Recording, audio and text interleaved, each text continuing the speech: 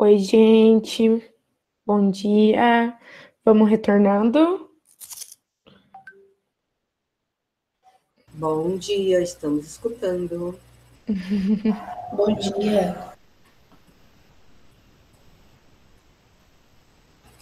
Deu tempo de ir no banheiro, galera, voltar com força. Bom dia, gente. Beth, professora Bom Zélia, dia, Ananda, Letícia, tudo prazer. bem? Tudo bom, Duda? Tudo bom, Bom professora? dia, mais um encontro, muito Bom feliz, dia, Letícia, tudo bem? tudo certo. Bom Que dia, eu não vi vocês nessa pandemia, eu tô vendo vocês desde ontem. O vice, eu dei semana passada da monitoria do Ibero. Todas as atividades que eu fui, tu estavas. É? Sim. Bom dia, gente. Bom dia para Oi, vocês, professora. todos, Bom dia, todas. Janine, tudo Bom dia, Oi, bem? prof. Lícia, Maria Eduarda, Elizabeth, Zélia, Ananda. Ananda tá aqui. Janine, Tudo bom, Zélia, meu Ananda? Deus, tudo bem, gente? Que bom ver vocês por aqui. Bom ver Que vocês. saudade. Não é? Vou fechar aqui, né? Que eu acho que o esqueminha é fechar. Então, gente, a gente vai iniciar nossa mesa sobre psicologia e educação. Duda, tu quer falar alguma coisa? Letícia? Não, é agradecer, né, professora Zélia e Ananda pelo convite. A gente precisou mexer um pouco na programação, vocês aceitaram, contribuíram e tenho certeza que contribuirão, assim, né? Obrigado pelo contato desde antes, né? A gente vem construindo e algo que a gente fez nessa jornada, enquanto grupo, foi entrar em contato com todos os palestrantes e fazer conversas iniciais, então tá tudo amarradinho. A gente tem certeza que vai ser uma manhã incrível e um tema de muita importância, um tema que desperta muito interesse, né? Enquanto pesquisa, enquanto atuação também, né? Não só no nosso curso. E frente aos novos ataques do Ministério da Educação, então, mais que nunca, a gente vai precisar reforçar o nosso papel aqui, né? Enquanto psicologia da e para a educação. Então, muito obrigada. Né? A Nanda, a professora Zélia, novamente. A Beth vai mediar, linda, né? Estudou. Então, a gente está aqui também para auxiliar. Eu, a Letícia, acho que a Thay está por aqui também. Qualquer coisa, vocês nos chamem. Também Então, queria agradecer, desculpa, pode falar, Lê. só agradecer a Zélia e a Ananda. Amo escutar as duas, acompanhar a Ananda na rádio, nos perfis do Instagram. Sou apaixonada e tenho certeza que amanhã vai ser maravilhosa. O restinho da manhã já está sendo e vai continuar sendo. Então, vou me apresentar, porque eu acredito que a maioria das pessoas que estão presentes hoje nessa sala não me conhece. Sou acadêmica da sexta fase, faço estágio na área de psicologia escolar, faço projeto de extensão junto com a professora Zélia, com foco na inclusão, estudo da inclusão e saúde da pessoa com deficiência. E eu tenho me lançado nesses estudos sobre inclusão e como a vida da pessoa com deficiência é pautada nessa sociedade que insiste em causar violências. Então, o nosso tema da nossa jornada é a psicologia em prol como um compromisso ético-político. Gente, eu tô um pouquinho nervosa. Acho que eu nunca falei para tanta gente. A gente vai estar nessa mesa com a psicóloga Ananda Figueiredo e a gente também vai estar com a nossa professora do curso, Zélia Medeiros Silveira, psicopedagoga. Então, eu vou passar para elas e vou deixar que elas se apresentem e até para dar um pouquinho de descanso para mim, que eu estou um pouquinho nervosa, mas vai dar tudo certo.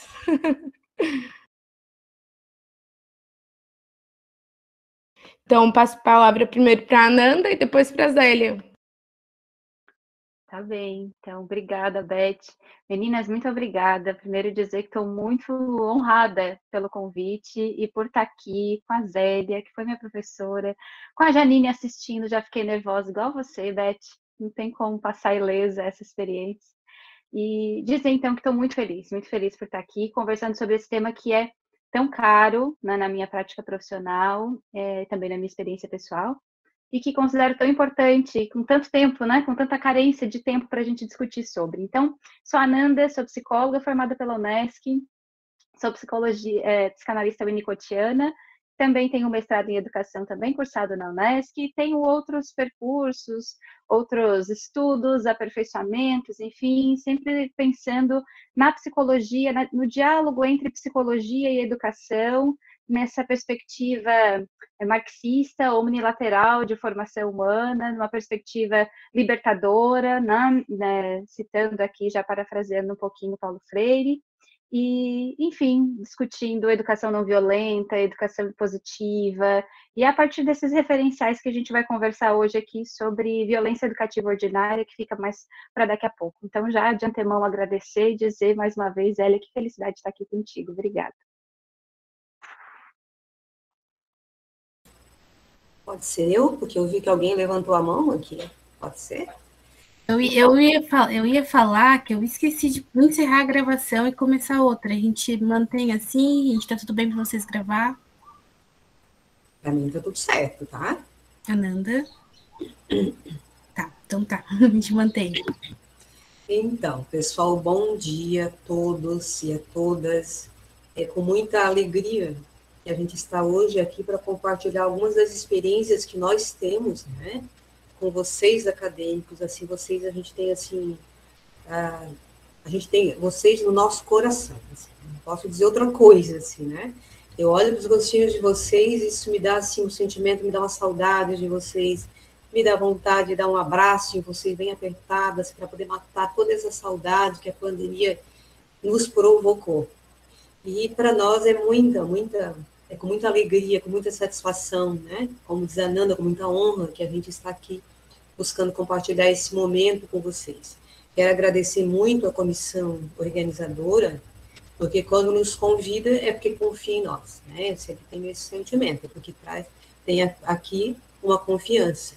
E é com muita gratidão também que eu estou aqui com a Ananda, né? A Ananda disse que eu conheço a Amanda de um tempo grande, assim, porque na época ela foi minha acadêmica, e sei, assim, na profissional que ela se transformou, tenho acompanhado. É muita gratidão mesmo poder estar aqui nesse momento compartilhando com vocês e com colegas da profissão. Muito obrigada.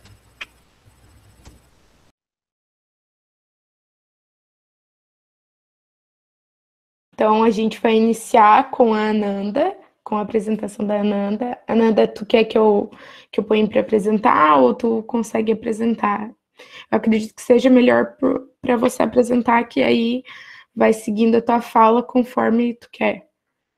Ótimo. Deixa eu apresentar por aqui, então. Apresentar a tela, vamos lá. Ok. Está carregando, minha gente. Aquela velha bolinha girando, né? Já vejo nenéns. Que gostoso ver nenéns. Sejam bem-vindos, mães, à conversa. Bom, me digam se vocês estão vendo, se veem bem, por favor. Ainda não está apresentando. Que ótimo. Deixa eu ver por aqui de novo.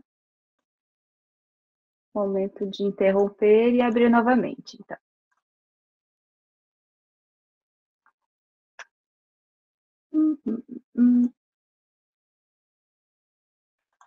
Nada, gente? Ainda não. Nada, Beck? Com emoção, então, né? É que eu fiquei me sentindo, assim, um pouco ansiosa com a Zélia fazendo essas colocações a meu respeito. Deve ser isso, me sentiu a energia. Beth, vou te pedir, então, para compartilhar por aí. Eu assumo aqui, pode ser? Porque para mim aparece, a sua tela ainda está visível para os outros. Uhum. Então, por favor, Ananda, cancela a tua apresentação. Agora foi. Agora eu acho que foi. Vocês veem? Tá em tela preta, só tá aparecendo que tu tá apresentando. Que divertido. Nada? Aparecendo a tua foto, né? Mas tranquilo, né? Linda foto, inclusive. Tua foto, né? Ah, obrigada. Não sei como mudar, alguém me ensina. Né? Bom, fechei aqui de novo a apresentação, Beth.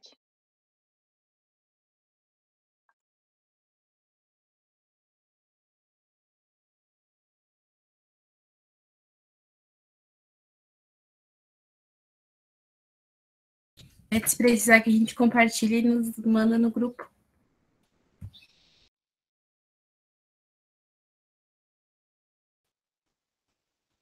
Oi.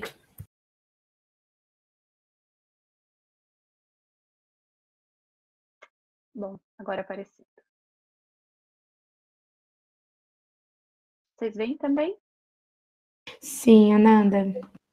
Ótimo. Então, acho que vou começar, minha gente. E aí vou contar com o apoio da Beth para a gente não ficar mais tempo nesse negócio de carrega, não carrega, carrega, não carrega. Então, como já me apresentei, né, aqui está só mais uma vez meu nome, lembrando que essa é uma mesa que vai tentar articular psicologia e educação. E aí, Beth, pode passar, por favor? Porque eu acho importante a gente lembrar aqui de que psicologia e de que educação a gente está falando, mas, sobretudo, de qual recorte, né, nesse tempinho que nós temos para conversar. Pode passar mais uma vez? Então, pensar que o tema da jornada é o compromisso ético-político frente às violências. E, a partir disso, com um segundo recorte, Beth, por favor, que é pensar, então, nesse compromisso ético-político frente às violências em tempos pandêmicos, que eu construí um pouco dessa conversa para esse nosso tempo aqui na jornada. E aí pensar, pode ir? Isso mesmo, obrigada. E aí pensar, então, né, acho importante amarrar de que lugar eu construo a minha fala. Pensando na educação, a partir da minha formação, que é em Winnicott, né, dentro da teoria do amadurecimento, eu entendo a educação e quero convidar vocês a pensar a educação comigo como algo que transita em dois aspectos, que se articula em dois vieses, né, uma formação de um si mesmo, e uma formação para ser com os outros. Então, é a partir desse lugar que a gente conversa por aqui, Beth. Pensar também de qual psicologia e educação que eu estou também, a partir de onde que falo, né? Entendendo aqui, trouxe um recorte de uma cartilha do Conselho Regional de Psicologia do Rio Grande do Sul, que lembra que dentro de um percurso teórico, nas últimas décadas, a psicologia na educação ela não ficaria, então, restrita às escolas. A psicologia na educação ela estaria em qualquer instituição ou qualquer contexto em que se dá o processo de ensinar e aprender mediado por relações. Eu quero que a gente tenha isso em vista aqui, né? Essas relações sempre em vista. Pensando, então, em quais instituições, a título até de exemplo, né, para a gente sair um pouco do abstrato e começar a dar um corpo para essa nossa conversa, trouxe aqui 5 instituições que vão um pouco perpassar essa nossa conversa. A primeira delas, Beth, é, então, a escola. Pensar a psicologia na educação dentro de muitas instituições onde acontece o processo de ensino e aprendizagem mediado por relações e também, inclusive, na escola, mas não somente. A segunda que eu trago aqui seria, então, Beth, por favor, uma segunda instituição social, né, a igreja. Independente de qual igreja seja, de qual fé seja professada, inclusive da não profissão de fé, a gente pensar nessa instituição como algo que educa, né? A instituição e igreja como algo que educa. A terceira instituição que eu trago para a gente conversar é a própria comunidade, e entender a comunidade como um aspecto extenso, né? Os grupos sociais que ali se apresentam, as atividades comunitárias que são propostas e que são propostas de quem está fora para dentro, mas especialmente de quem está dentro da comunidade, as construções que são feitas dentro da comunidade. A quarta instituição que eu quero conversar aqui conosco, né, com vocês, é a instituição família. E não deixei ela como quarto item por acaso, né? Porque essa aqui não é uma construção hierárquica. Eu não trago assim primeiro a escola, depois não, são 5 pontos para pensarmos, mas a gente vai focar bastante na família, porque a família está dentro desse tecido. Vocês percebem que eu trouxe aqui uma trama, né? Então a família ela está nesse entremeio também, que bebe das instituições, das demais instituições, dentro de uma perspectiva histórica social, mas que também produz o que está na comunidade, também faz uma certa escolha sobre que escola é essa, né? Faz proposições e escolhas também em relação à igreja, e que está abaixo dessa quinta instituição que eu trago, dessa trama educativa, Beth, por favor, que é o Estado. Então, a quinta instituição que eu quero que a gente pense aqui é o Estado. Essas 5 instituições não tirei da minha cabeça, tá, gente? Elas são uma relação das instituições moralizantes do Max Weber, só para pontuar de onde vem essa referência. A gente poderia listar uma série de outras instituições e contextos por aqui, mas essas, então, inicialmente, para ir aquecendo essa nossa conversa. E lembrar, então, que essa imagem da trama, ela não é à toa. Mais uma vez, quero dizer que eu entendo e proponho que a gente pense a psicologia, essa articulação entre psicologia e educação, como uma trama. A educação como um processo que está cheio de entremeios, de atravessamentos, que não se produz numa escola isolada, então eu vou escolher, se puder, se tiver o privilégio de escolher qual é a escola que meu filho estuda, então eu vou escolher essa escola aqui, meu filho vai ser educado desse jeito e pronto, isso vai passar ileso a qualquer outro tipo de intervenção social, comunitária, religiosa, enfim. Não, a educação como uma perspectiva tecida, cheia de entremeios. E a partir disso, então, Beth, eu queria que a gente pensasse sobre violência. Então, a psicologia na educação, fazendo um recorte ainda no que se refere à violência. E não qualquer violência, vou pedir para a Beth passar mais uma vez, para a gente falar aqui de violência educativa ordinária. Então, a gente vai pensar numa relação entre psicologia e educação que passa por processos violentos e que se dá especificamente num processo, num determinado tipo de violência educativa que a gente vai chamar aqui de violência educativa ordinária. E aí, quando a gente pensa em violência educativa ou violência contra crianças e adolescentes, pode parecer que a gente está falando de algumas coisas que vêm nos slides a seguir. Pode passar, Beth, por favor. Então, um dado, 103.149 crianças e adolescentes com idades até 19 anos morreram no Brasil entre 2010 e 2020 vítimas de agressão. Esse é um dado super recente, até o ano passado, né? Então, a gente tem 103.149 crianças e adolescentes mortos por agressão. Beth, pode passar, por favor? Para lembrar, então, que dessas 103.000, 2.000 tinham menos de 4 anos. Então, são 2.000 crianças de menos de 4 anos vítimas de agressão, mortas, assassinadas, vítimas de agressão. Pode passar mais um, por favor, Beth? Eu já vou te ouvir, Jaqueline. De março a dezembro de 2020, o Disque 100, que é um canal de denúncia, né, recebeu 95.000 denúncias de agressão contra crianças. Em 83% dos casos, os agressores eram o pai ou a mãe. Então, mais um dado para a gente pensar uma violência contra criança e adolescente. E mais um, então, Beth, para lembrar que os dados nos contam que a cada hora, 2 casos são denunciados de violência sexual contra crianças e adolescentes no Brasil. Mais de 2 casos, né? Lembrando aqui que esses dados são de denúncias, minha gente, não de ocorrências, né? Tem uma diferença bastante grande aqui, uma subnotificação tremenda nesse sentido. E aí, para pensar nesse contexto, Beth, de pandemia, né? É preciso a gente lembrar também que quando a gente olha para os dados estatísticos, eu nem trouxe aqui para não reforçar essa falsa ilusão, né? Quando a gente olha para dados estatísticos, a pandemia, esse 1 ano e pouco de pandemia, vem diminuindo as notificações de violência e pode passar uma impressão para a gente de que isso é igual a uma diminuição de casos de violência durante a pandemia. Mas o que se supõe, e a gente vai ver isso ao longo do tempo, né, é que, na verdade, a gente perdeu radares sociais com o fechamento de instituições.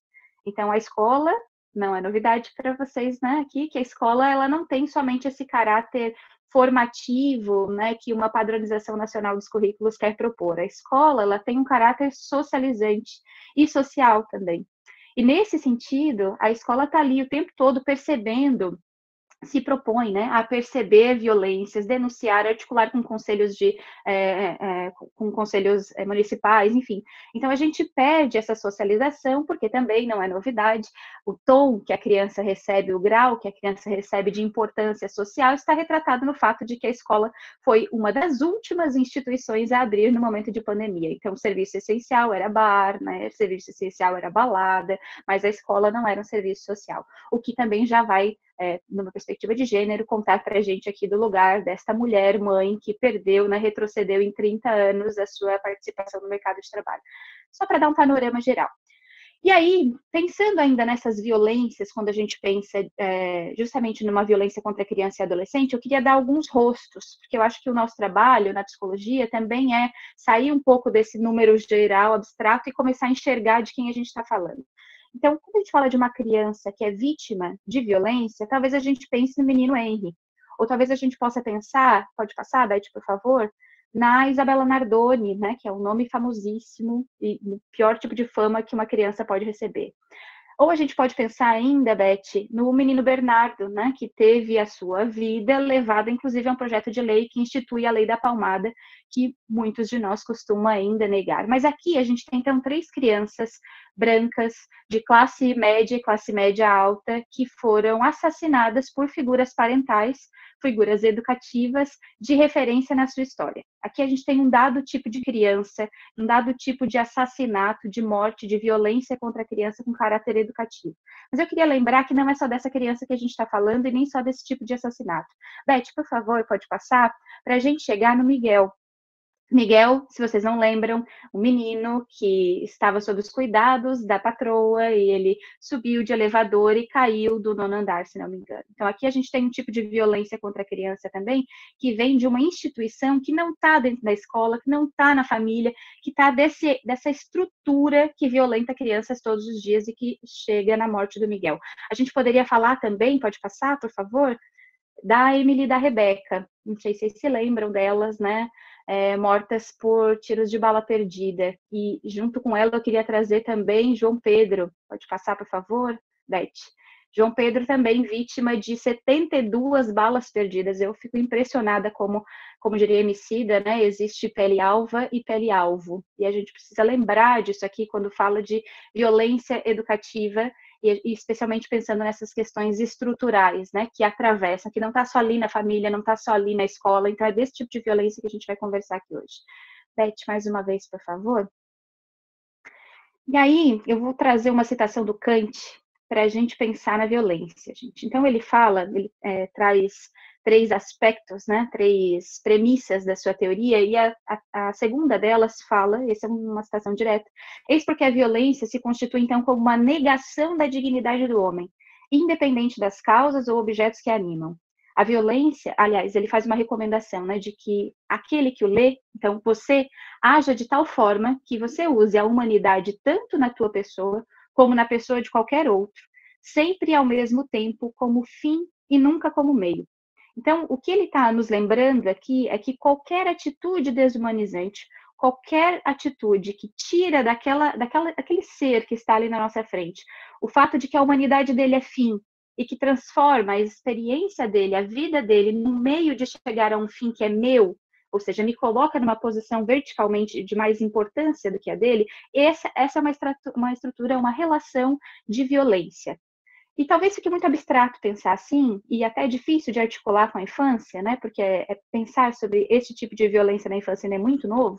Então, eu trouxe outros recortes para a gente pensar aqui. Beth, vou te pedir para passar, e vou trazer esse quadro do Debré, clássico, conhecidíssimo, a gente já viu ele 1000 vezes por aí, mas acho que nunca é tarde, né? Para a gente lembrar que aqui a gente não está falando de pessoas, não está retratado aqui, pessoas escravizadas sendo violentadas fisicamente, naquela clássica de novela das 6 da Globo. Não.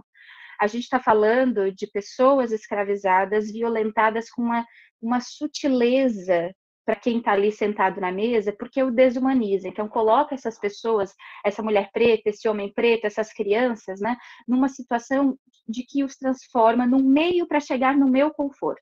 Então, eles não são pessoas, eles são coisas que me deixam de um certo jeito que é interessante para mim. Se a gente for um pouquinho mais à frente, então, Beth, a gente pode também trazer um outro recorte e pensar aqui uma imagem qualquer de Google, né, para a gente pensar no que a Beth Friedan propõe na mística feminina, com todas as críticas que a gente pode tecer aqui a Beth Friedan, né, mas lembrar que mulheres também foram desumanizadas por décadas, e aqui eu quero ser um pouco tola, né, e assim, esquecer que isso ainda acontece, mas dizer aqui que foram desumanizadas num grande grupo social por muitas décadas, no momento em que elas eram um meio de conforto para o homem branco, cis, hétero e reticências, né? E a gente pode avançar um pouquinho mais no tempo e pensar também que até pouco tempo atrás era normal aqui, né? Passaria ileso esse tipo de fala. Nós não queremos o inclusivismo, diz o ministro, que atrapalha a educação, né? Então, esse tipo de violência, nós não veríamos como violência, nós veríamos como algo que é ok, né? Até pouco tempo atrás, as crianças com deficiência não estavam nas escolas gerais, elas estavam segregadas, né? Como, inclusive, muito bacana ouvir a conversa anterior, porque acho que ela, né, dialoga muito com o que nós vamos propor por aqui. Ou a gente poderia avançar ainda mais recentemente e pensar que até pouco tempo atrás isso não seria violência. E que, com sorte, há pouco tempo à frente, isso não será prefeito, né? Pode passar mais um pouco, Beth, por favor? E aí, a partir de tudo isso, né, eu queria lembrar do conceito do Ministério da Educação, que é um recorte de um documento do Ministério da Educação, que define o que é violência. E aqui não é uma proposição só de uma violência contra a criança. Violência, né, que nos convoca a notificar casos de violência a partir desse conceito. Então, se considera violência o uso intencional. Percebam aqui que tem um destaque nessa intencionalidade, porque a gente vai falar dela mais à frente de novo. O uso intencional de força física ou do poder, real ou em ameaça, contra si próprio, contra outra pessoa, ou contra um grupo ou uma comunidade que resulte ou tenha a possibilidade de resultar em lesão, morte, dano psicológico, deficiência de desenvolvimento ou privação. A gente está falando aqui de uma intencionalidade que pode causar danos além dos danos físicos. Tenham isso em vista aqui, tá? A gente está falando de uma intencionalidade que pode causar danos além dos danos físicos. Beth, por favor. E queria também fazer uma menção ao Estatuto da Criança e do Adolescente, que diz, e esse é só por favor, leia o Estatuto da Criança e do Adolescente, que diz que as crianças e os adolescentes eles têm direito de serem educados e cuidados sem uso de castigo físico ou de tratamento cruel ou degradante como formas de correção, disciplina, educação ou qualquer outro pretexto. Esse pretexto conversa com a intenção que a gente tinha colocado ali atrás. Pode passar mais uma vez, por favor, Beth? E aí, depois de tudo isso, toda essa articulação que vem dar um pouco o terreno do que a gente quer conversar por aqui, eu quero trazer para vocês o conceito de violência educativa ordinária. Se alguém já estiver familiarizado com isso, volte por aqui para a gente conversar, né? Jaqueline saiu, eu não escutei. Era bem agora que eu queria ouvi-la.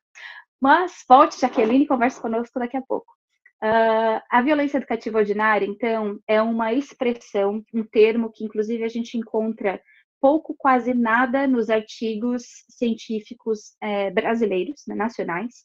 É uma proposição que vem da França e que já vem se construindo, se articulando com mais força no Uruguai, o que mais perto nós temos aqui é no Uruguai, que vem, então, contar de um uso de um poder legitimado institucionalmente, e aí lembrem lá das instituições, escola, igreja, comunidade, família e Estado, né? Então, de um poder legitimado institucionalmente, para a prática de violência sexual, física, psicológica ou de negligência contra a criança e o adolescente com finalidade educativa. E é nesse ponto aqui que eu destaquei lá atrás, por essa razão que eu destaquei lá atrás a intencionalidade.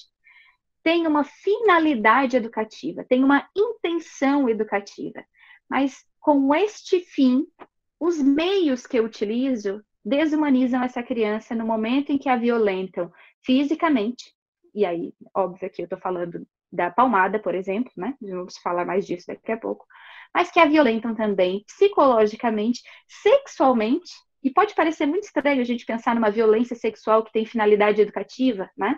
Mas eu quero lembrar a vocês que há pouquíssimo tempo atrás, e de novo quero me iludir e achar que isso ficou no passado, né? Existiam famílias cujos pais levavam meninos na pré-adolescência, para a gente fazer um recorte aqui otimista, inclusive, né, a exposição sexual, pornográfica, né, enfim, para os tornarem mais másculos. Então, aqui tinha uma violência sexual com finalidade educativa.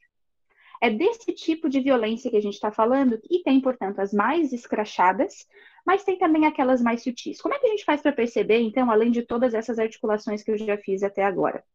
Beth, pode passar, por favor? Eu queria propor que a gente pensasse nas violências a partir da perspectiva do violentado. E aí eu trouxe aqui algumas percepções subjetivas do que de como a gente pode observar, então, escutar, então, essa violência que foi aferida contra um outro alguém, nesse caso, uma criança ou um adolescente. Então, quando a gente está falando com uma criança e ela diz que sentiu dor, ela foi violentada, ponto. Ela foi violentada. Uma criança que sente dor dentro de uma relação de poder institucionalizada, com intenção educativa, se ela sentiu dor, pronto, é uma violência, não é educação, é dor, é violência. Além disso, Beth, por favor, o medo. Uma criança que sente medo dentro de uma estrutura de poder, numa relação verticalizada, ainda que com intenção educativa, sentir medo é violência. Não é mais educativa, é violência. Uma criança que se sente humilhada, ou que sente, pode passar mais um, Beth, por favor, que sente vergonha, ela está sendo violentada, deixou de ser educativo. Porque, bom, eu nem vou trazer aqui as questões de neurociência, né, do formato do cérebro, do que acontece com a alta dosagem de hormônios estressores de cortisol, por exemplo, na corrente sanguínea, porque eu posso depois passar um monte de leitura e a gente pode continuar essa conversa depois. Mas tenho isso em vista, que essa criança está nos sinalizando que ela foi vítima de violência. Se for difícil para a gente, em alguma medida, pensar nisso, coloquem aqui, transformem essa lâmina para a gente viajar no tempo, né? Num pensar a partir de uma relação heterossexual conjugal. Vamos pegar aqui um casal, homem e mulher. Se uma mulher chega para a gente, conversa conosco, psicólogas e psicólogos e psicólogas, né? Se uma mulher nos procura e diz pra gente, a relação que eu tenho com o meu marido faz eu me sentir, quando ele conversa comigo, quando ele fala comigo, as coisas que ele faz comigo faz eu sentir medo. A gente vai escutar essa mulher como uma vítima de violência? Vai. Com sorte. Vai. Se ela disser pra gente, a relação com o meu marido faz eu me sentir humilhada. Eu me sinto constantemente humilhada pelo meu marido. A gente vai escutar violência nessa fala? Vai. Se ela disser, eu me sinto constantemente envergonhada pelo meu marido, ele me constrange. Quando ele está na frente dos amigos dele, ele fala coisas que fazem eu me sentir envergonhada, constrangida, menor. Ele tira a minha potência. A gente vai escutar violência nisso? Vai. Mas quando a gente bota uma criança, talvez a gente tenha dificuldade para escutar isso. Porque nós também fazemos parte de uma cultura que legitima a violência educativa ordinária.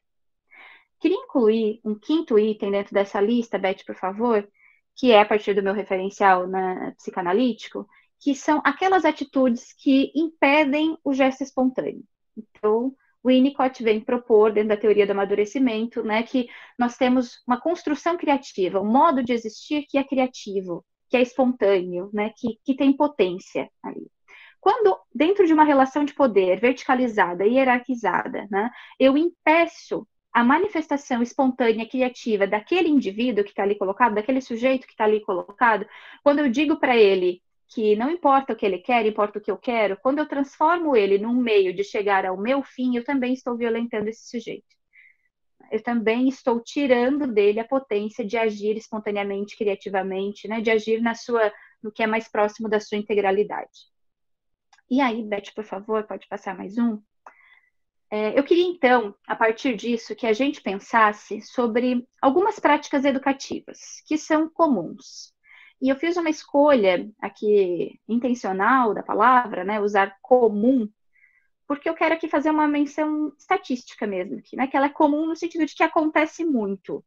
Não quero de antemão propor nada como bom ou como ruim, porque aí a gente vai entrar naquela ideia do depende, né, de cada contexto, aquela coisa que nos é muito importante, mas também que em alguns momentos pode impossibilitar o discurso, né, impossibilitar a construção dialógica. Então, é a partir disso que eu queria que a gente pensasse em práticas educativas que são comuns, dentro de um olhar mais generalista ao que é possível nesses minutos que nos faltam aqui. Bom, a primeira, Beth, que eu trouxe para a gente pensar é o grito com a criança. Se a criança sente medo, vergonha, humilhação ou dor, ou se ela é impedida de agir no seu gesto espontâneo, ela está sendo vítima de violência. Será que uma criança que escuta um grito está sentindo alguma dessas coisas? Será que uma criança que é educada com gritos sistematicamente, ela sente medo, ou ela passa ilesa a medo, humilhação, vergonha, dor e atuação espontânea no mundo. Se a gente tiver dificuldade com isso, volto a convidar vocês a pensar em coloquem um homem e uma mulher numa relação heterossexual da família tradicional brasileira. Se ele grita se o marido grita com a esposa, é violência? É violência. Não importa se ele está fazendo isso para que ela se torne uma melhor esposa, credo, né? Não importa, não importa. É violento. Pode passar, por favor, Beth. Ignorar a criança que está fazendo birra. E aqui, gente, por favor, não, assim, anotem, colhem no computador de vocês, enfim, né, tenham isso em vista, levem para a prática profissional, porque vocês se depararão com formações, com especializações em algumas instituições, inclusive da região, em algumas abordagens teóricas que a gente estuda ainda hoje como vigentes, que ensinam a ignorar uma criança que está fazendo birra, que orientam, que dizem que isso é educativo. Eu quero que vocês se coloquem no lugar dessa criança. O que é uma birra, né? É alguém que está ali dizendo que não está legal, está numa crise emocional tremenda. Então, a gente pode dizer que essa criança está fazendo birra, está sapateando, está batendo porta, se for um adolescente, seja lá o que for, mas ele está numa explosão emocional. E aí, imaginem vocês, adultas, vamos voltar lá, por exemplo, de uma mulher, né, que está dentro de uma crise emocional, está chorando muito, talvez ela esteja gritando, ela está sofrendo. É isso que eu vejo quando eu vejo uma mulher fazendo isso. Mas quando eu vejo uma criança fazendo isso, eu não faço contato visual com a criança e eu ignoro, porque se ela não receber atenção, ela para. E a gente esquece de perceber que ali tem um ser humano que está sendo ignorado no seu sofrimento. E eu não estou dizendo aqui que esse sofrimento merece que eu saia do meu trabalho e vá para casa cuidar dele. Não, não é isso. Eu não estou dizendo que esse sofrimento é maior do que o sofrimento XYZ do mundo. Não, porque não é uma luta, né? Não é um campeonato de quem sofre mais aqui, não é isso. Eu estou dizendo que ali tem uma criança que sofre.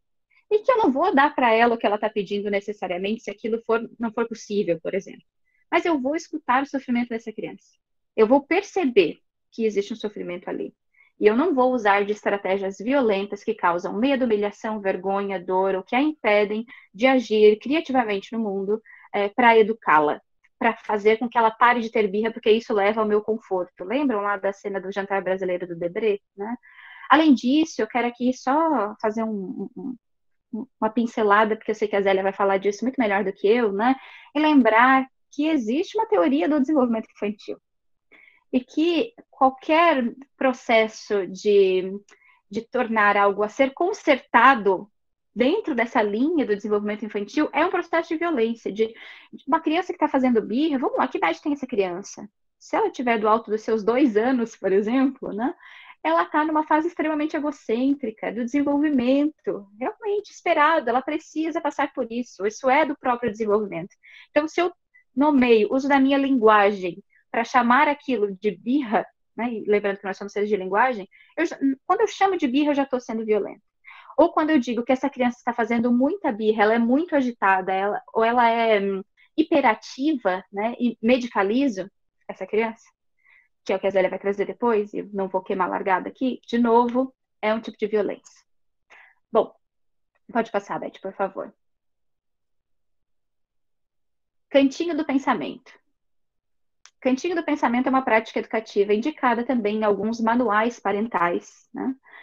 E que é muito curioso, porque há uns anos atrás a gente via e escuta relatos, né, de que na escola as crianças que se comportavam de alguma forma desobediente, elas eram colocadas num banquinho, no cantinho da sala, ou até de pé, no cantinho da sala, cheirando parede, eventualmente com um chapéu, ainda que para ficar uma cena bem clássica de filme, né?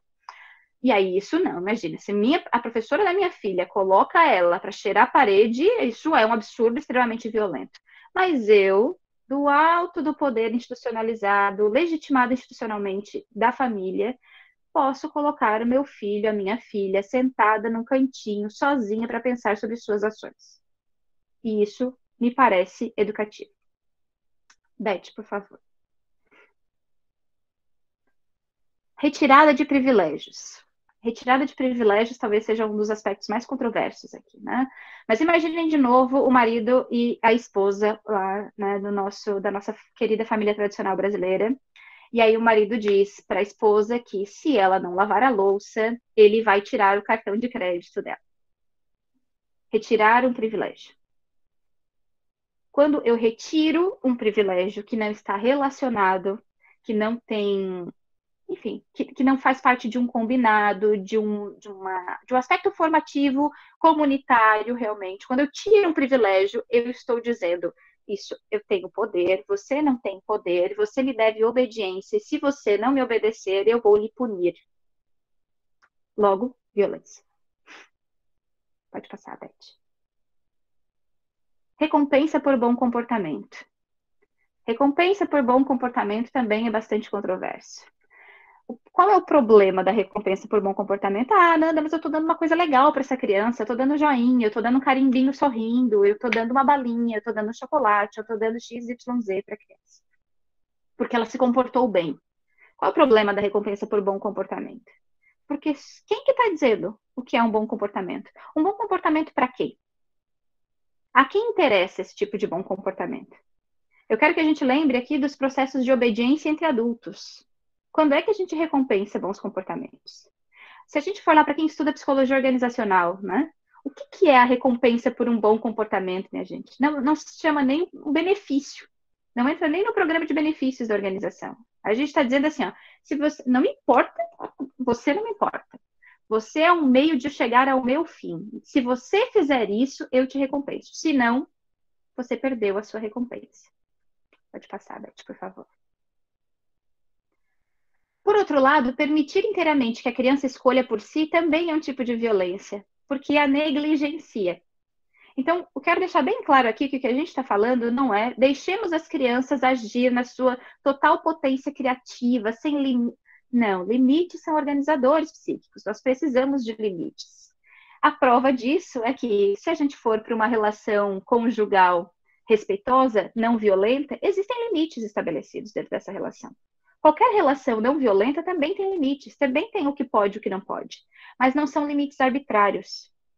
Aí que entra a diferença. Não são limites arbitrários. São limites construídos entre seres humanos, entre pessoas inteiras, existindo na sua inteireza possível. Pode passar, por favor. E aí, para a gente finalizar os exemplos e já ir caminhando para o finzinho, bem finzinho aqui mesmo, né? A obediência por si só. É muito interessante que quando a gente dialoga com crianças, pensa na infância, é muito maravilhoso pensar numa criança que é obediente ou numa criança que é comportada.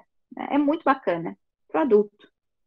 A gente esquece que uma criança obediente, ela cresce e se torna um adulto obediente. Um adolescente obediente. Não passa, inclusive, ou tem dificuldades, né, tem muita resistência em passar pelo processo de individuação que acontece na adolescência, porque um adolescente obediente, ele está quase que fadado a continuar sendo filho daquela mãe, o filho daquele pai. Então é preciso uma dose de rebeldia na adolescência. Essa dose de rebeldia da adolescência fica comprometida minimamente quando a gente investe os nossos anos de convivência com uma criança, tornando-a uma criança obediente. Porque ela vai ser um adulto obediente. E o que é um adulto obediente? O que é um adulto obediente nas redes sociais dos nossos políticos, né, representantes políticos ultimamente? O que um adulto obediente faz em termos sociais, democráticos, em relação às questões de cidadania? Como é a construção social e política de um adulto, ou de uma legião, de uma comunidade de obedientes? Pensemos sobre isso. Pode passar, Beth, por favor. Bom, e aí, para lembrar, por fim, que se o nosso compromisso ético-político é a discussão por aqui, não dá para passar sem mencionar nosso código de ética, que diz que o psicólogo precisa basear o seu trabalho no respeito e na promoção da liberdade, da dignidade, da igualdade, da integridade do ser humano. Percebam, falou do ser humano, não falou do adulto. Falou do ser humano. O psicólogo trabalhará visando promover a saúde e a qualidade de vida das pessoas e das coletividades e contribuirá para a eliminação de qualquer forma de negligência, discriminação, exploração, violência, crueldade e opressão. De novo, é qualquer forma. Não é qualquer forma de adultos. É qualquer forma. Como é que a gente sai dessa lógica, então? A gente sai, Beth, escutando. A gente sai a partir da escuta. E por que eu falo isso? Porque eu não quero que pareça que essa minha conversa com vocês, ou que essa mesa, ou que, enfim, qualquer proposição nesse sentido seja para dar voz às crianças, porque as crianças têm voz. O que nos falta é escutá-las, é sair dessa postura adultocêntrica que acha que a gente sempre sabe melhor o que é para essa criança, ou que às vezes até não está nem preocupado com a infância, porque fica o tempo todo pensando, essa criança vai ser alguém no futuro. Isso também é violento, porque esquece que ela é um ser humano agora, né? Então, escutá-la no agora é importante. E aí, para escutá-la, eu trouxe os 2 últimos slides aqui, que são falas em primeira pessoa de crianças que estão... Vou até mostrar o livro para vocês, quem se interessa por esse assunto. Recomendo fortemente Casa das Estrelas. É um livro de citações de falas, coisas que crianças definem. Então, né, quando o pesquisador pergunta para as crianças o que é um adulto, o Andrés, eu não sei pronunciar, minha gente, ele tem 8 anos e ele fala que adulto é uma pessoa que em toda coisa que fala vem primeiro ela. Uma criança de 8 anos sabe o que é um adulto. Melhor que a gente. Pode passar, por favor? E então, a Carolina, de 7 anos, define criança como brinquedo dos homens. Que a gente saia daqui lembrando que crianças não são brinquedos de homens, que adultos não precisam necessariamente falar sempre deles primeiros, que a gente tem um compromisso, enquanto psicólogas, psicólogos e psicólogues, né? Um compromisso de escuta, um compromisso de ouvir no 1 a 1, de escutar aquela criança, que pode ser o menino Bernardo de classe média alta, mas pode ser Miguel. De escutar aquele que está ali na nossa frente como um ser humano, não como um fim para chegar no meio, porque criança não é brinquedo de homens. Beth, pode passar, por favor. Muito obrigada. Se vocês quiserem dialogar, dialogar mais, conversar mais, vou ficar por aqui agora aprendendo com a Zélia. Muito obrigada mais uma vez. Então, eu acho que desde o começo da jornada a gente tem sido levado a pensar sobre violência e sobre o impacto da violência nas nossas vidas. A gente convive com uma cultura cheia de violência e quando a gente é levado a pensar, a gente se assusta. Como que normalizamos a barbárie, né? E quando a Nanda traz aquele número de mortes, e as falas das crianças, se não te assusta, se não te faz refletir sobre, eu acho que é necessário tu reavaliar, né, os teus princípios enquanto profissional. E quando a Nanda também traz que o psicólogo tem esse compromisso de ajudar todo ser humano, e não somente o adulto, que é exatamente isso, a gente tem a noção que a criança, ela ainda vai crescer e se tornar alguém, mas ela já é alguém. E outro ponto que me fez pensar é sobre o termo violência educativa ordinária. A gente pratica violência para tentar encaixar aquela criança numa ordem. E quem não entra nessa ordem é patologizado, que é o que a Zélia vai trazer para a gente. E aí surge um mercado de indústria que ganha com tudo isso, com os farmacos, que é o que a Zélia vai trazer para a gente. Então, Zélia, tu quer que eu apresente para ti ou tu quer apresentar? Eu prefiro que você apresente, porque eu gosto de olhar para vocês, assim. Tá bom. Quando a gente apresenta, a gente não consegue enxergar vocês. Assim. Então, se você puder me fazer a gentileza, né? E aí, enquanto isso, já vou começando a conversa. Quando você se organiza aí, tá, Beth? Então, assim, dizer assim que, né, é um compromisso grande falar depois dessa fala da Amanda, né, da Ananda, né, porque ela trouxe, assim, questões muito relevantes para essa discussão que nós estamos fazendo nessa jornada, que está sendo brilhante, que é a discussão da violência, né, que é a discussão da violência e a discussão do silenciamento. É esse silenciamento que está presente nas nossas vidas, na nossa família, nas nossas instituições, nas nossas igrejas, na nossa escola. É esse silenciamento que tanto violenta. E a violência, que a Nanda colocava, assim, o maior problema da violência não é nem a violência explícita, é a violência velada. Porque na violência explícita, a gente sabe com o que a gente está lutando. E na violência velada, muitas vezes nós nos sentimos culpados, porque não sabemos com quem nós estamos lutando, nós nos sentimos culpados achando que a culpa é nossa, e não é do outro. Né?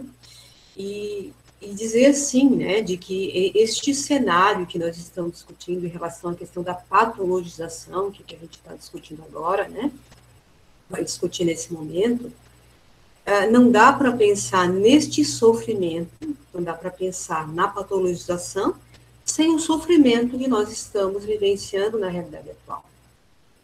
Né?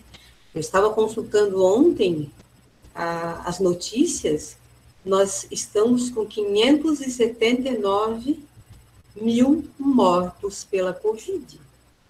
Isso é uma violência explícita e também velada. Porque quem são essas pessoas que mais estão morrendo pela Covid? Quem são elas? Aonde elas estão localizadas? É preciso localizá-las? É preciso dar nome a essas pessoas? É preciso dar rosto a essas pessoas? Né? E aí é nesse sentido que eu vou pedir permissão, tá, para ler uma poesia que acabei de receber agora pela manhã de uma aluna da Artes Visuais, a Lara Pacheco. Então, se vocês me permitirem, eu vou fazer a leitura dessa poesia. O título dessa poesia é Eu Existo, Insuficiente, Suficiente, Deficiente, Eficiente, Satisfeito com o trabalho? Já não sei quem sente algo. Você me vê? Tive que lutar para aparecer. E mesmo assim, ainda me sabota. Esse lugar que não me acolhe, às vezes até me encobre de julgamentos mal pensados, mal falados. Quero mudança.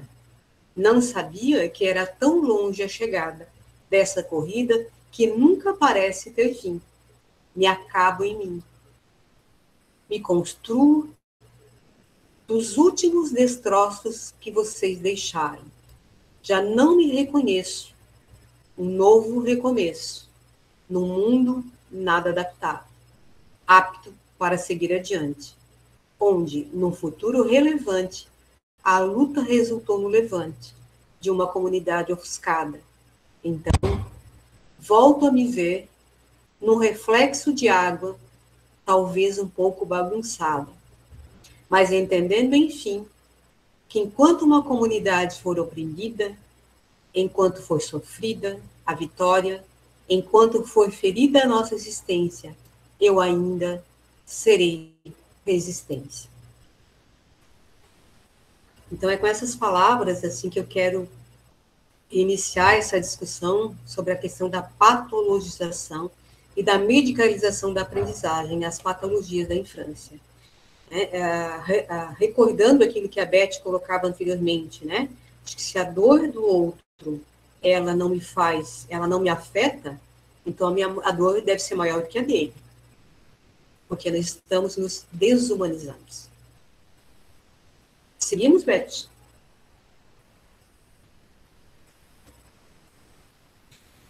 Pensar a medicalização e pensar a patologização é pensar de que infância nós estamos falando, né? Acho que a Nanda já trazia isso, a gente não precisa nem esgotar muito, explorar muito esse assunto.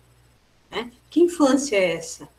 Né? Como se constitui essa criança? Que necessidades das crianças elas precisam ser atendidas e que necessidades nós precisamos dar autonomia a ela?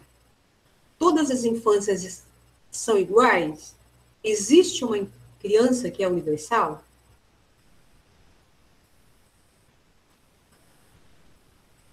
Quando nós pensamos em infância, muitas vezes a gente pensa nessa infância, né? Nessa criança, nesse bebê que é protegido, que é amado, que é acariciado, Mas existem outras realidades que nem sempre elas fazem parte do nosso debate da psicologia e que não fazem parte do debate da nossa escola. Pode passar, Beth. E essas infâncias? E essa criança que precisa muito cedo entrar no trabalho, ainda bebês? E essa criança que é prostituída? E a criança indígena? A criança violentada, como a Ananda muito bem colocou. Nós consideramos essa infância quando nós estamos discutindo sobre a educação escolar e sobre a medicalização e a patologização dessa criança? Podemos seguir. Aí eu trago essa imagem, assim, né, que é uma imagem de uma escola, né, a escola perfeita. Nós temos ali uma escola perfeita, com um jardim muito bonito, a escola toda organizada. E nós temos diferentes imagens que representam as crianças nas suas diferenças. E o que ocorre? Essa criança, por vezes, ela tem que abrir mão desse formato para poder se encaixar naquela escola. A gente para observar as figuras das crianças, que representam as crianças ou as pessoas, elas são muito maiores para aquela escola. Mas o que acontece na nossa realidade? Elas precisam se deformar para se informar dentro daquela forma que é a escola. Pode seguir. E aí vem a discussão da questão da patologização. Porque nós temos na escola um currículo que está estabelecido, que está pronto, que está formatado. E esse currículo diz que a criança ela precisa aprender todas do mesmo jeito, do mesmo modo e no mesmo tempo. E aqueles que não se enquadrarem com este modelo de currículo é porque tem alguma coisa errada com eles. Se eles se diferem de mim, né? Se eles estão diferentes de mim, é que eles têm alguma coisa errada com eles. Eles se desviaram desse caminho, eles são os desviantes, né? E a inclusão, ela envolve muito mais do que essa adaptação da criança à escola, né? Ao contrário, essa escola, ela precisa se expandir para atender as suas diferenças. Ela é um processo de acolhimento e não de adaptação. Então, se é de acolhimento, eu preciso me expandir, eu preciso expandir a minha forma de pensar, a minha concepção do que é o ensino, a minha concepção do que é a aprendizagem. Eu preciso expandir as minhas metodologias, eu preciso repensar o currículo escolar para poder atender a criança nessa singularidade. Nós não podemos tornar essa criança que apresenta-se na sua subjetividade e na sua singularidade como um desigual. O problema não é a diferença. O problema é quando a diferença nos inferioriza e nos torna desigual ao outro. Seguimos, Beto. Então, e o que representa ser normal? O que representa ser normal? Os modos de vida moderna, eles nos fazem adoecer o tempo todo. Porque o tempo todo nós queremos estar satisfazendo as expectativas do outro. O tempo todo nós estamos sobrecarregados de trabalho, nós estamos sobrecarregados de informação. À medida que a gente ouve, assim, por exemplo, a Ananda colocar esse percentual de mortes, né, em uma década, de crianças e adolescentes, isso nos violenta. Isso para nós nos traz um sofrimento. Só que quando nós adoecemos, porque estamos imersos nesse contexto que é violento, isso para nós é considerado uma patologia. Nós estamos com depressão, nós estamos ansiosos, nós estamos com algum problema, então nós precisamos ser encaminhados a um tratamento médico e nós precisamos ser medicados para que a gente volte a ser feliz. Porque o normal é ser feliz. A gente ouve até nas redes sociais o tempo todo, né? Se afaste das pessoas negativas, se afaste das pessoas que reclamam da vida, né? O normal é ser feliz. Então, nas redes sociais é o que a gente mais vê, né? As redes sociais, se a gente for olhar as redes sociais, não existe família infeliz, não existe pessoas tristes, não existe desestrutura, não existe problema, porque está todo mundo muito bem organizado, muito bem estruturado, muito feliz. E isso nos impõe também uma condição de corresponder a essas expectativas. Ou seja, é o mundo do espetáculo que está aí, né? Essa espetacularização da vida particular. Eu chego a colocar, se eu vou tomar um banho de banheira, eu chego a me fotografar lá tomando um banho de banheira, né? Porque isso deve ser muito importante, que as pessoas saibam que neste momento eu estou relaxando na minha banheira. Então, esse mundo do espetáculo que está sendo cada vez mais espetacularizado pelas redes sociais e que essa questão que é individual, ela se torna social. Vou passar, Beth, por favor. E aí, como é que a gente se relaciona quando esses comportamentos não são os comportamentos normalizados, aqueles esperados? Quando os sofrimentos individuais, né? Os sofrimentos individuais aparecem, a depressão, a desatenção, o pânico.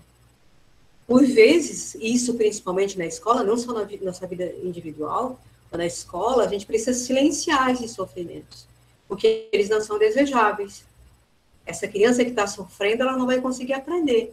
Então, ela precisa se enquadrar neste modelo, que é o normal, para poder ela vir aprender. E aí entra o processo de medicalização. Pode seguir, Beth. E quem que estabelece o que é normal? Não é? Se a gente parar para pensar, quem que estabelece? Eu sei que a gente está fazendo aqui uma discussão com vocês que são os profissionais da área da psicologia e da área da saúde, né? Eu não sou da área da psicologia, a minha área é da educação. Né?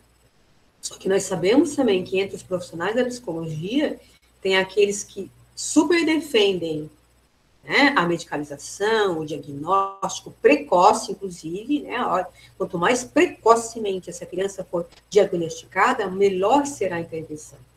Então, nós já precisamos, desde bebê, acompanhar essa criança para ver se esse comportamento está se desviando da normalidade. Porque se estiver se desviando, nós precisamos fazer uma intervenção precoce, porque essa intervenção tardia pode prejudicar esse desenvolvimento. Né? Então, mas também nós temos uma ala grande, e acredito que a maioria dos profissionais da psicologia que estão contra esses padrões violentadores do comportamento humano, que estabelece rigidamente o que é normal. O que é normal, né? Nós temos muitos modos de viver a vida. Nós temos muitos modos de aprender, infinitas possibilidades. Nós temos muitos modos de nos subjetivarmos, de construirmos a nossa alteridade. Temos muitos modos de encarar a nossa existência. Nós temos muitos modos de viver a nossa sexualidade. Por que será, né? A Nanda colocava isso também na fala anterior. Por que será que a vida particular, a vida sexual das pessoas incomoda tanto, né? Por que será que isso incomoda tanto? Né? O tempo todo isso está virando notícias em relação à questão da homofobia, das diferentes formas de ver a sexualidade. Por que isso será que incomoda tanto? Por que o prazer incomoda tantas pessoas? Pode seguir. E, assim, as diferenças, né, os autores que nós nos vemos discutindo, a questão do próprio Vygotsky, que inclusive já estudamos diversas vezes na nossa disciplina, nós vamos perceber que são as diferenças que caracterizam a nossa humanidade. E essas diferenças que caracterizam a nossa humanidade, na atualidade, elas vêm sendo consideradas, inclusive, como transtornos. Né? As desigualdades, inclusive, estão sendo transformadas em doenças e em problemas biológicos individuais. Ou seja, lá na escola, às vezes a criança demora mais para aprender. Mas qual é o discurso que está sendo colocado? Vamos encaminhar para um diagnóstico, ela deve ter um problema de aprendizagem, porque os outros já estão aprendendo a ler e escrever, mas ela não. Né? Estamos colocando, biologicizando, tornando individuais questões que são sociais. Né? Ao ponto, assim, por exemplo, de ir numa escola, uma criança está sendo encaminhada para o diagnóstico, a criança tem 8 anos, porque ela não aprendeu a ler e escrever ainda, né? Sendo que ela está com 8 anos agora. Ou seja, o primeiro ano dela foi o ano passado. O ano passado foi um período pandêmico. Ela não contou com as mediações diretas da professora da escola. As atividades foram feitas em casa. Aí ela não saber ler e escrever nesse contexto é um problema. E qual foi o contexto? Não se analisa esse contexto, tanto individual, tanto social, quanto familiar, quanto pedagógico, para saber por que essa criança, neste momento, ainda não aprendeu a ler e escrever. Que as mediações que foram oferecidas a ela, talvez não fossem as mesmas mediações que outras crianças foram submetidas. E que para ela, talvez ela precisasse de um outro tipo de intervenção. E esse cenário, então, onde nós transformamos questões individuais, questões sociais em questões individuais, ele é um terreno muito fértil para a medicalização, né? Porque é essa medicalização, é essa patologização que leva à medicalização que naturaliza a vida. E as crianças, infelizmente, elas são as principais alvos, né, pelas doenças do não aprender. Hoje nós temos doenças do não aprender e de não se comportar. Seguimos, Beth. Será que para tudo tem remédio, né? Todos os nossos sofrimentos, eles têm que ter remédio. Eu tenho que me tratar para a depressão, a minha solidão, ela tem que ter um nome, né? Às vezes a minha solidão, a minha dificuldade de interagir com as pessoas, porque é provável que eu tenha um transtorno do espectro autista. Hoje, muitos adultos já estão sendo diagnosticados com transtorno do espectro autista, porque tem um pouco mais de dificuldade de socializar, enfim, né? Será que para tudo tem remédio? Né? A medicalização, ela se encontra entre um dos temas mais debatidos hoje na área da educação e na área da psicologia. Né? Porque, inclusive, ela tem atendido um público de crianças que está abaixo dos 6 anos, sabe? E a gente sabe, o sistema da psicologia, o quanto, né, essa criança está em desenvolvimento. E o quanto uma intervenção medicamentosa agressiva pode, inclusive, prejudicar os neurotransmissores dessa criança. Podemos seguir. Aí, assim, tem uma autora, que é a Moisés, a Maria Aparecida Moisés, que num dos textos dela, ela coloca essas questões aqui, né? Eu coloquei ali pelo direito de ser criança, né? Porque ela coloca, quando ela faz a discussão sobre a medicalização, e ela é uma médica pediatra, tá? Ela diz assim, menino maluquinho não existe mais, ele está sendo medicalizado devido ao TDAH. Né? O chaveco não vive mais nas nuvens, desde que o seu transtorno de déficit de atenção foi identificado. Mafalda está sendo tratada com transtorno desafiante opositor, e o transtorno desafiante opositor da Mafalda foi silenciado. O Cebolinha está sendo tratado devido ao transtorno de processamento auditivo. E quantos outros, né? Quantos outros, a gente for observar a nossa história, a própria Emília, o próprio Cascão, ele deve ter um toque, né? Porque ele tem aberração à água.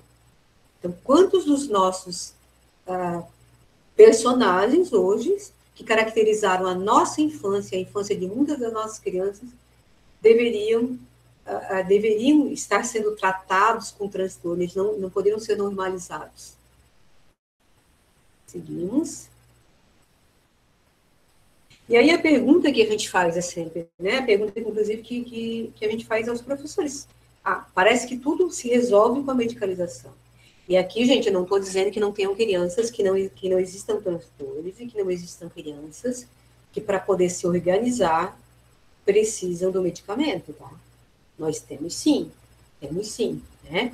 Eu que acompanho esse processo, inclusive, nas escolas, ou com algumas questões que me chegam, que como psicopedagoga eu também já acompanhei, sei que existem casos que sim, que o remédio é uma alternativa viável, possível e que vai colaborar com todo esse processo ensino-aprendizagem, com toda, para essa criança se acalmar, para ela poder se organizar. Né? Eu não estou aqui dizendo que eu sou contra o uso de medicamentos, né? Não poderia ser contra.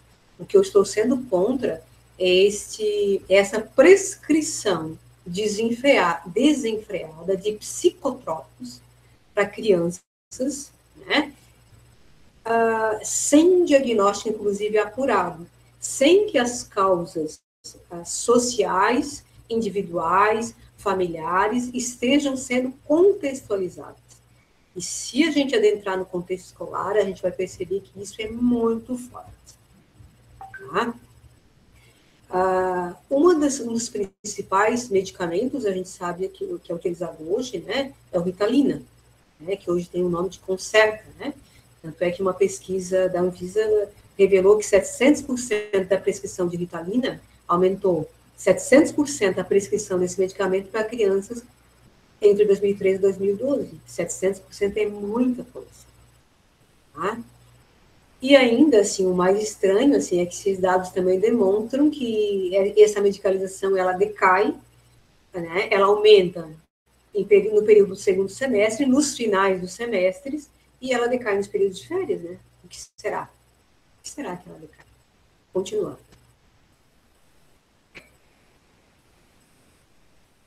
Que é uma figura, uma imagem que eu acho muito interessante, né? Pelo direito de ser criança, né? O meu colega tomou Ritalina, a mãe dele disse que ele precisava, porque o Vitor se comportava feito criança. Né? Feito criança. Tá? E isso a gente observa, sabe? Crianças com menos de 6 anos sendo encaminhadas com TDAH. E quando a gente faz a pergunta, é porque ela é agitada, ela não para, ela não presta atenção. Nossa, criança com menos de 6 anos, se a gente for estudar a teoria de desenvolvimento, ela tem muita dificuldade de prestar atenção, porque a atenção, a memória, a concentração são habilidades construídas ao longo da vida. Ou seja, quanto menor a criança, mais dificuldade ela vai ter de atenção. Né? Que bom que ela está sendo ativa, sendo agitada. Ela está sendo criança. Porque para aprender, a aprendizagem exige uma certa agressividade. Né? A aprendizagem exige movimento. A aprendizagem representa essa atividade intensa da criança. Seguimos. Aí a pergunta que se faz, né? Será que a vida, ela deve ser medicalizada? Todo o nosso sofrimento, ele deve ser medicalizado? Por que nós não podemos mais sofrer? Por quê? Quem que diz que a gente não pode mais sofrer? E por que as nossas crianças também não podem conviver com a frustração? Né? A gente percebe, assim, familiares cada vez mais tentando suprir todos os filhos de todas as necessidades, porque eles não podem se frustrar, eles não podem sofrer. Por que a nossa geração não pode sofrer? E qual o papel, né? E não vou nem aqui polemizar, mas qual é o papel, então, da psicologia nesse sentido? Dos testes. Será que os nossos testes, nós estamos considerando esses testes psicológicos como um indicativo para esse diagnóstico? Ou será que ele é o indicativo para o diagnóstico? Tá? Vamos continuar.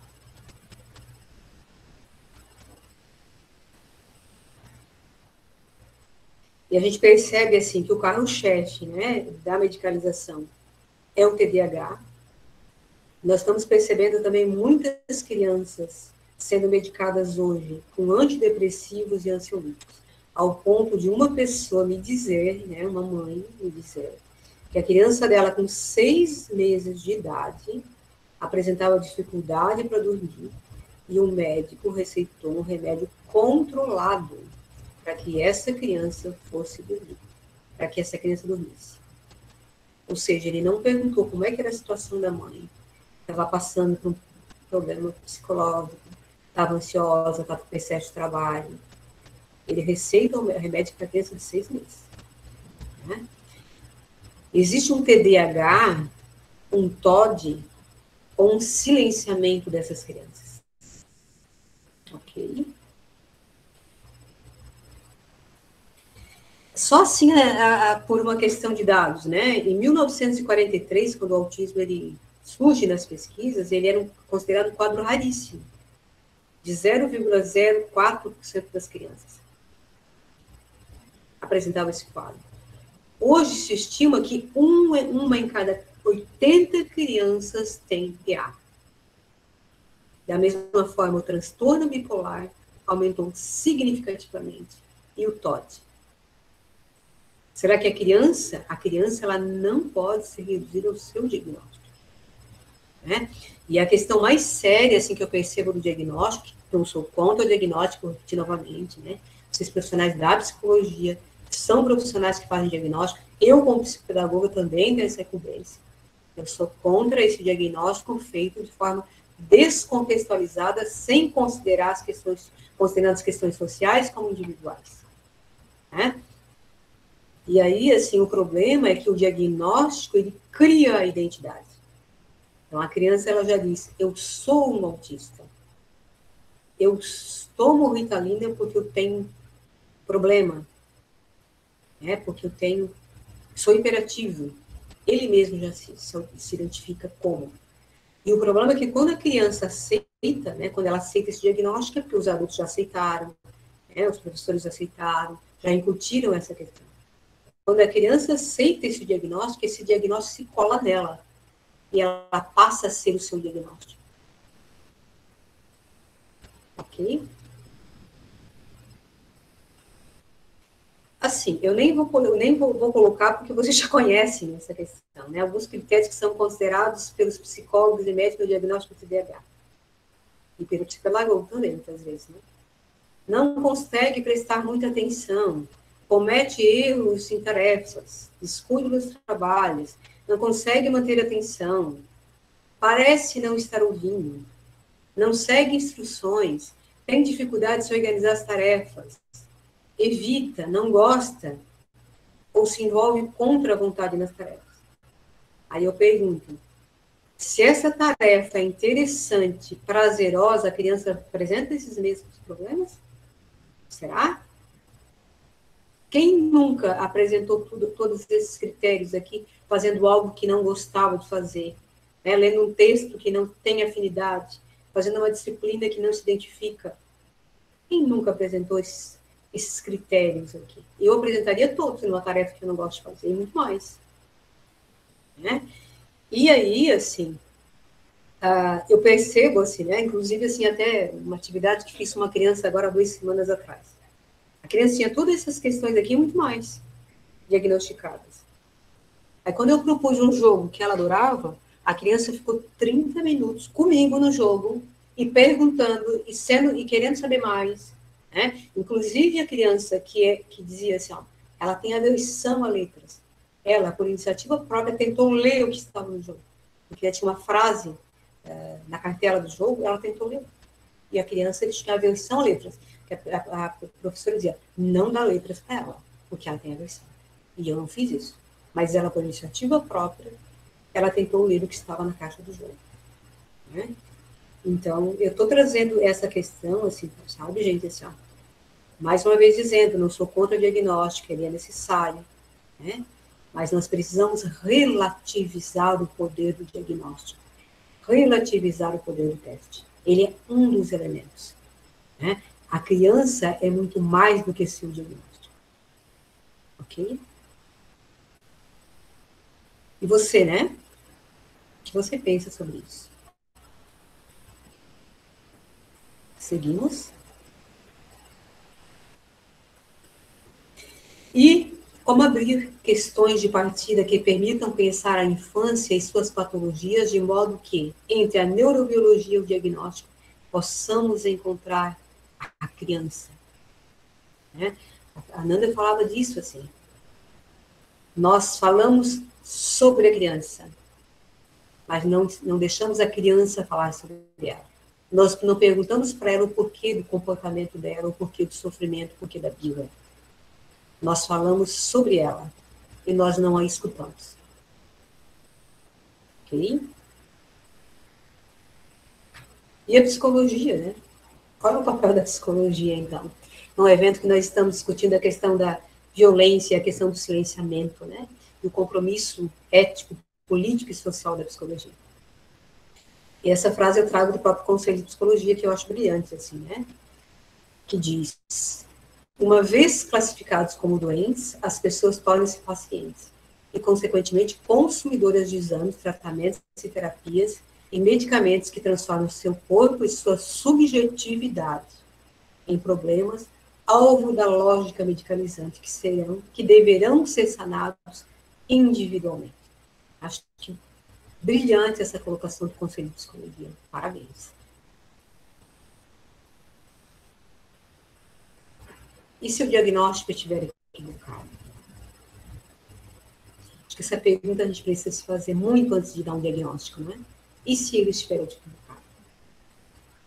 Que marcas objetiva e subjetiva esse diagnóstico e essa medicalização deixará nesse sujeito em sua constituição? Né? Antes de nós entregarmos um diagnóstico pronto lá para a família, para a escola, para quem quer que seja, é a pergunta: e se ele estiver equivocado? Que implicações ele terá para essa objetividade e essa subjetividade dessa criança, e principalmente dessa criança que está em constituição?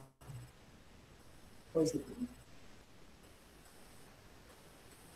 E aí eu deixo a questão, né? Vamos brincar de desmedicalizar a vida, né? Talvez a gente tivesse mais tempo e mais espaço para brincar, para ser feliz, para aceitar as nossas dores, os nossos sofrimentos, as nossas limitações, as nossas falhas, porque somos tudo isso, né? Eu sou esse conjunto. Eu sou esse conjunto das minhas falhas, das minhas dificuldades, do meu sofrimento, da minha falta de paciência, da minha ansiedade. Eu sou um conjunto de tudo isso. E daí? Essa sou eu. Essa é a Zélia. Essa é a Nanda. Essa é a Elizabeth, é a Duda, é a Letícia. Essa somos nós.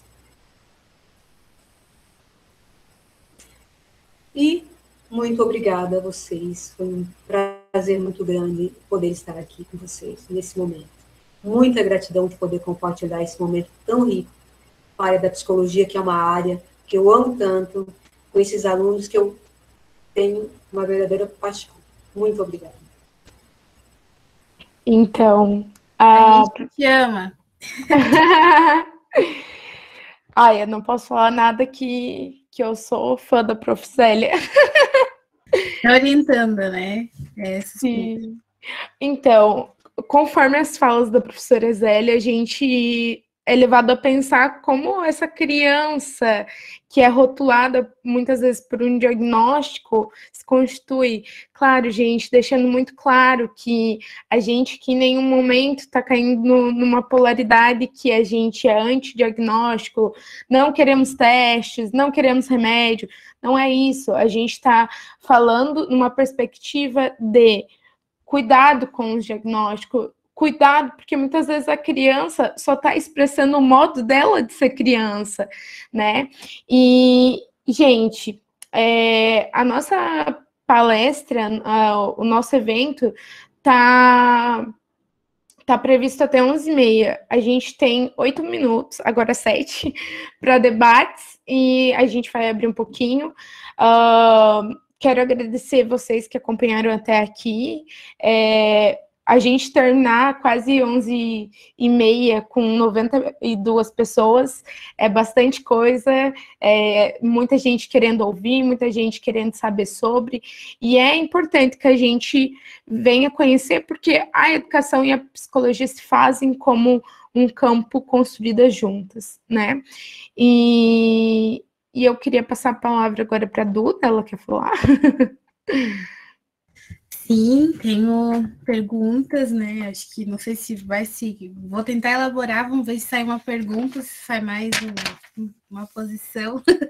Mas agradecer, a Nanda, foi incrível te ouvir. Sim, agradeço a Letícia que indicou teu nome, né? E a gente pensa na professora Zélia justamente por essa organização que ela nos apresenta de pensamento e o posicionamento crítico. E à medida que tu fostes falando, né, e pensando no que a gente vai trazendo, e eu acho incrível como as coisas vão se entrelaçando, assim, né? Ontem a gente falou muito sobre ética, dos silenciamentos e dos corpos desviantes e como eles são escutados, né, dentro da psicologia.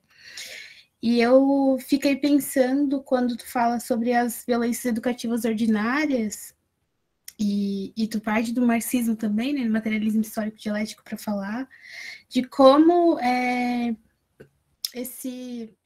essa formatação de comportamento, ela se molda para o trabalho de alguma maneira também, né? Porque as relações de trabalho já vão se engendrando desde a infância, porque é a recompensa, a obediência e o privilégio, são termos que a gente utiliza também para falar das relações de trabalho, né? E aí eu preciso mudar meu vocabulário cristão, porque isso casa, né? Na falta de palavras, isso casa com o que a professora Zélia fala sobre as consumidoras, né? Como a gente se torna consumidor. E aí, enfim, né? O neoliberalismo aí como gestor mais escancarado impossível, né? Na medida que vocês estão falando, assim, mas isso me chamou muita atenção, né? Como as relações de trabalho já vão se engendrando desde a infância, e aí, a partir daí, as relações de gênero, enfim, né? E as posições hierárquicas, né? Que se constituem, assim, né? Porque aí a gente sabe para quais corpos os trabalhos mais braçais ou os trabalhos de cuidado iniciam nessa faixa etária da vida, assim, mas fiquei bem provocada. Eu acho que é isso, né? Minha provocação foi essa, assim, né?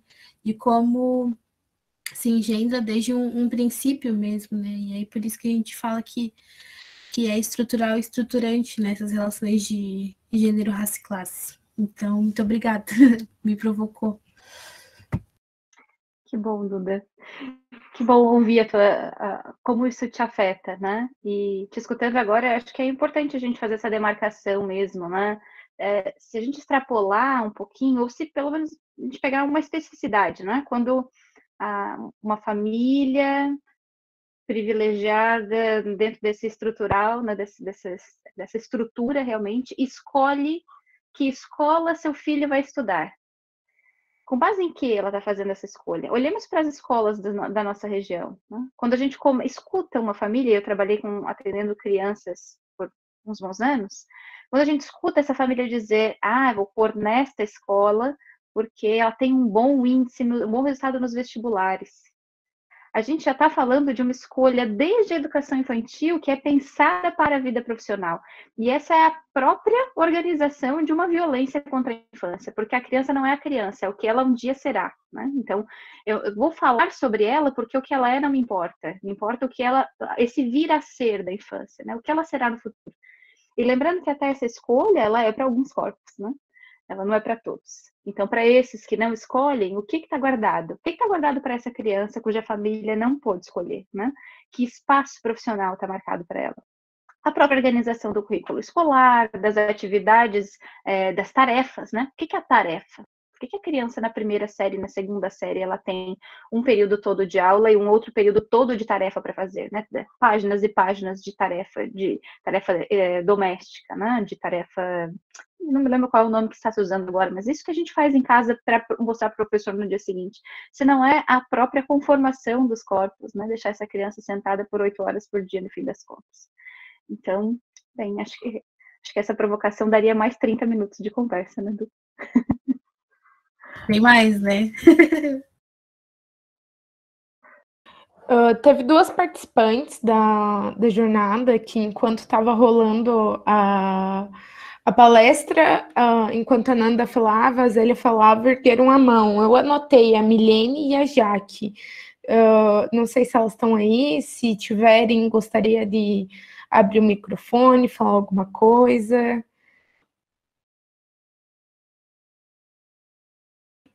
Acho que elas já saíram, né? Oi, não, estou aqui escutando vocês. Bom dia. Eu tenho assistido bastante crianças de uma faixa etária de 8 a 10, 12 anos no mundo virtual, né, diante dessa pandemia. Nós não abordamos esse assunto aqui, mas eu acho bastante relevante. O quanto as crianças ficaram ausentes, né, de pai, mãe, família, vamos dizer assim, num grupo todo, sem assistência, né, e com uma abertura de canal tão grande, tão ampla, onde eles até mesmo acabaram se desconstruindo um pouco a própria personalidade por falta de assistência.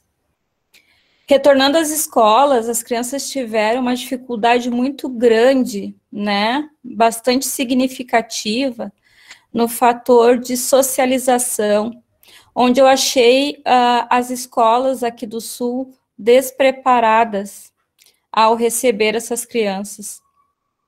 Como bem a doutora Amanda, né, Figueiredo falou ali, nós ficaríamos aqui, né, durante algum tempo falando sobre. Até mesmo com dificuldade essas crianças além de não haver proximidade, de não querer ter contato, né, nenhum tipo de contato diferente, a não ser do mundo virtual, onde veio também criando essas plataformas externas, né, que roubaram bastante a atenção das nossas crianças, as impedindo até mesmo de abordar conteúdos mais construtivos, né, e até dinâmicos. Eu tenho filho de 11 anos e presenciei muito isso dentro da minha realidade. O anime, né, que veio, eu acho que todos aqui conhecem esses perfis virtuais, onde nossas crianças afetaram bastante a saúde mental dos nossos filhos, para quem entende bem, né, esse diferencial dessas histórias de animação virtual, onde roubam muito, e os pais, por falta de até mesmo condições de saber mais a respeito ou se aprofundar mais sobre o assunto, faz com que essas crianças estejam dentro dos consultórios hoje tomando Ritalina, como a professora Zélia, né, Medeiros falou ali acima, sobre medicações, por pensarem que seus filhos estão tendo um comportamento diferenciado em um espaço curto. Só que esse comportamento ele foi sendo adquirido com o tempo, né? Então, é só uma observação a ser vista e bastante relevante para nós trabalharmos até mesmo na inclusão da própria escola, né? Um projeto seria bem significativo, acredito eu. É isso, pessoal. É mais um desabafo aqui sobre o que está aí, né? Que realmente está fazendo parte hoje da nossa vida.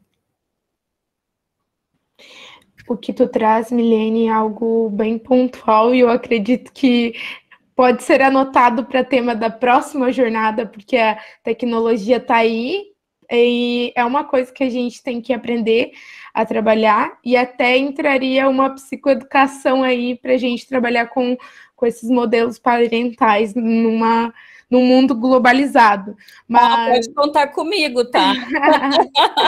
Pode deixar, então fica atenta que na próxima jornada tu tem que entrar na comissão, tá? Com certeza. Então, gente, a nossa programação vai até os 11h30, passamos 3 minutos, mas acontece. Mas vamos tentar respeitar o nosso tempo limite e encerrar nosso debate por aqui, até porque as nossas palestrantes acredito que tenham outros compromissos. Eu agradeço de coração a Ananda, que se disponibilizou, a nossa professora do nosso curso, que está no nosso coração, a professora Zélia, muito obrigada. E, gente, obrigada a vocês que ficaram até o final. 72 pessoas estão aparecendo, agora 71. É um número bem, bem grande e que dá um quentinho no coração, né, meninas da jornada? Então, encerramos por aqui. Beijo, eu vou saindo. Beijo. Muito obrigada. Não sei se a Duda quer falar alguma coisa. Quer, Duda? Só agradecer a Letícia. Parar aqui.